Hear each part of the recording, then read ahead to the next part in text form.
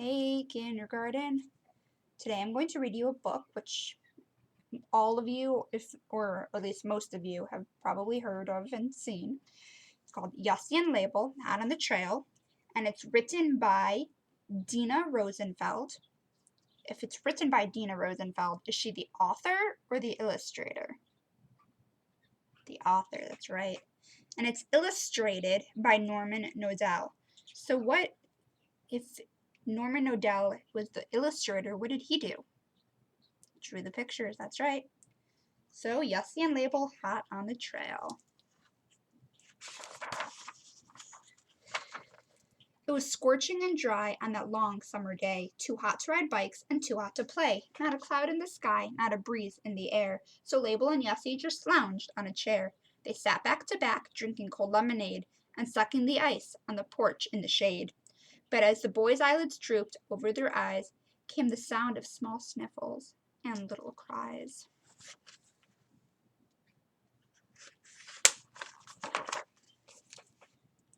Yussie blinked, rubbed his eyes, and sat up in his chair. "What's the matter?" he called out. "What's wrong over there?" A small girl in tears stood behind their front bush, her little doll carriage too broken to push.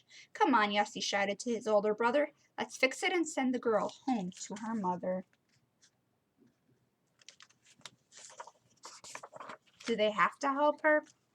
No, but they want to help her anyway. "You're kidding," said Label. "It's much, much too hot.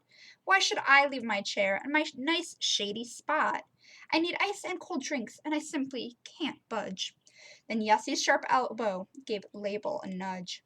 "You know there's a mitzvah to help every Jew, no matter what and no matter who. With any size problem or any request, this will just take a minute, and then you can rest." "Well, okay," agreed Label, "but after 1 minute, it's back to my chair, and I'm sitting down in it."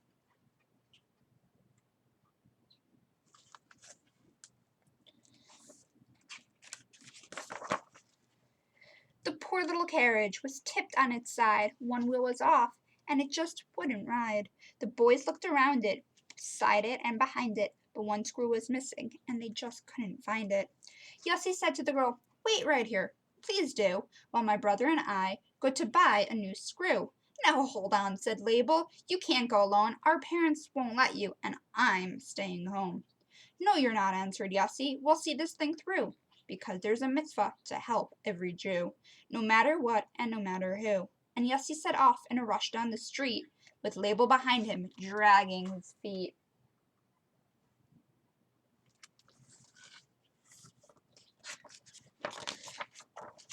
The big hardware store was empty that day. The boys found the screw and went over to pay, when the store owner said, "Boys, that screw is for free, if you'll just find the time to do something for me. Today I left home in this terrible heat, forgetting my lunchbox, and now I can't eat. Would you please go next door to the kosher bakery and buy some brown bread and 3 muffins for me?" "Yes," he said, "we can go if my brother wants to." "Oh, great," muttered Label. "What else can I do, when I know there's a mitzvah to help every Jew, no matter what and no matter who?" So they set off at once to the bakery shop with the screw in a bag and the money on top.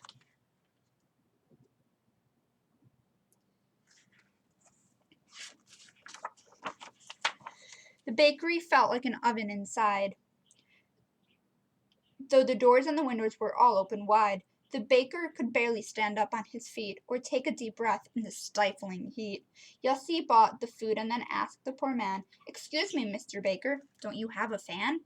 "Well, I did," wheezed the baker, "but now it won't run, and my old friend the butcher said he'd give me one.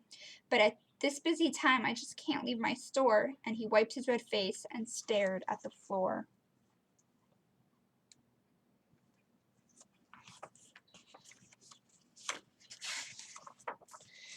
Yussie and Label just looked at each other, then Label grinned down at his little brother. "Don't say it, Yussie. I know what we'll do, because there's a mitzvah to help every Jew, no matter what and no matter who. We'll bring back that fan in a minute or two." So Label and Yussie set off with the screw and the loaf of brown bread and the 3 muffins too. Before long they came to the right butcher's store, and a blast of cold air greeted them at the door. From the back of the store came a screech and a scream. But where was the butcher? Nowhere to be seen. Just two children covered from faces to feet with splatters of goo and chunks of red meat.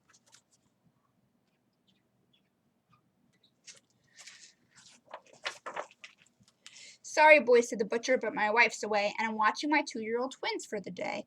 They have nothing to play with, no puzzle or ball, so I can't get any work done here at all. Well, sir, began Label, we came for the fan, but we'd both like to help you out if we can. Just because there's a mitzvah to help every Jew, no matter what and no matter who. We'll go to the toy store and look for some toys, something that's fun for your little twin boys. And off went those two with a mitzvah to do, holding fan, brown bread, muffins, and one little screw.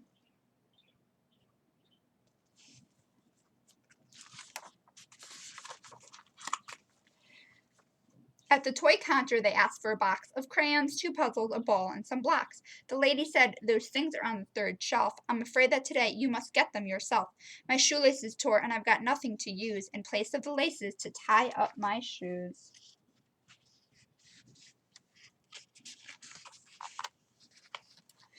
Label paid for the toys and then said, never fear.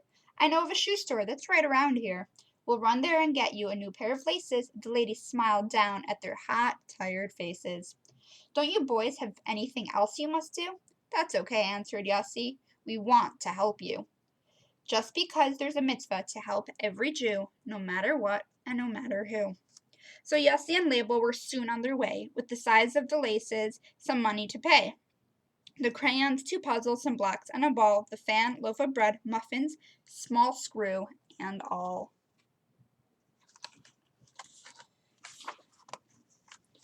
They came to the shoe store and picked the right pack of laces for ladies' shoes right off the rack. As they paid him, the shoemaker asked with a frown, Have you boys been walking all through the town?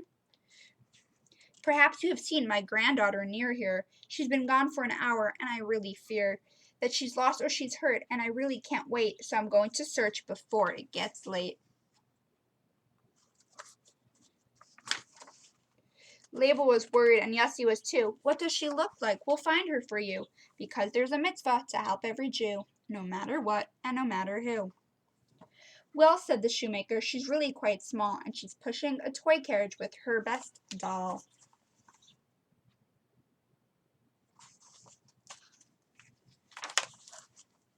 The boys began laughing till tears filled their eyes, and the shoemaker stared at them both with surprise. Label said, Mr. Shoemaker, please do not worry. We'll bring your granddaughter back in a hurry. We know where she is and just why she is late. I'm afraid it's our fault for making her wait. So Yossi and Label started to run, up again, back again in the hot sun. In again, out again, right through each door, dashing about again into each store. Shoelaces for the ones selling the toys, toys for the butcher's 2 little boys, fan for the baker to cool off the heat, bread for the hardware store owner to eat. Then they ran home with that one little screw and fixed up the doll carriage as good as new. They told the girl, Grandfather's waiting for you. We'll walk you right to him. That's just what we'll do, because there's a mitzvah to help every Jew, no matter what and no matter who.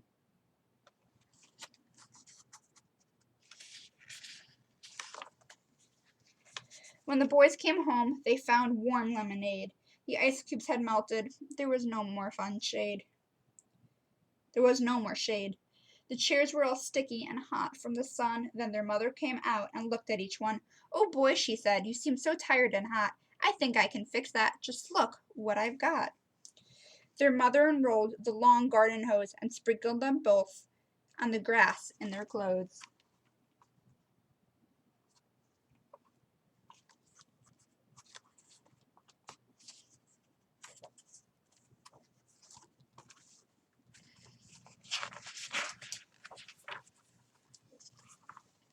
Soon their father drove up and said, What a hot day! Look what I brought home for you on my way. 2 ice cream cones with 4 flavors each, chocolate, strawberry, vanilla, and peach.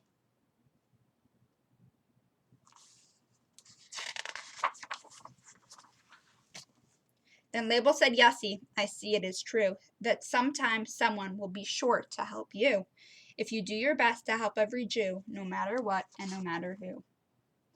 The end. So in Judaism, we have a concept called mitzvah goreret mitzvah, which means when you do one mitzvah, it leads to another. So this book shows that each time they went to do one mitzvah, they had another mitzvah to do and another mitzvah, and soon they did so many mitzvot together. So I hope you enjoyed. Hot on the trail.